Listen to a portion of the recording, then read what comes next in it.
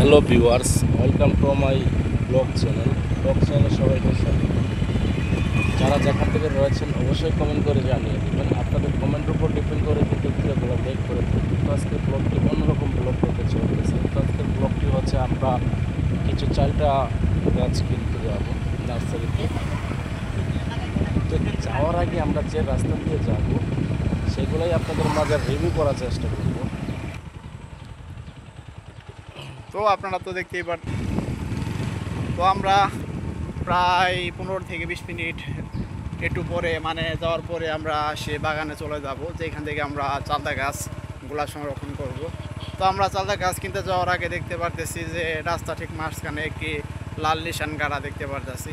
তো এই জায়গায় বিপদ সংকেতের একটা লাল কাপড় বেঁধে দিয়েছে। তো দেখতেই পারতেছেন যে রাস্তাটা কিন্তু নিচ দিক কিন্তু ভেঙে চলে গেছে। তো এই পাশে আমরা দেখতে পারতেছি অনেক সুন্দর কিন্তু একটা মসজিদ।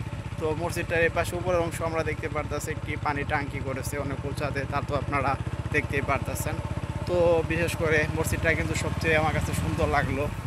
তো দেখতে দেখতে আমরা এখন একটি বিলের ধারে চলে এসেছি। তো এই পাশে আমরা দেখতে পারতেছি সেই বিলটা কিন্তু অনেক বড় একটা বিল, যতটুকু পর্যন্ত চোখ যায় ততটুকু এরিয়ার ভিতরে কিন্তু বিলটা। তো এই পাশে আমরা দেখতে পারতেছি একটি ব্যানারে যে অর্ধেক পাউডার দ্বিগুণ উজ্জ্বলতা দেখতে পারতেছি, একটি ফুল পাউডারের তারা বিজ্ঞমান লিখে রেখেছে। তো একটা ব্রিজের উপর আমরা দেখতে পারতেছি একটি কাঁকড়া গাড়ি, গ্রামের ভাষায় যেটাকে বলে।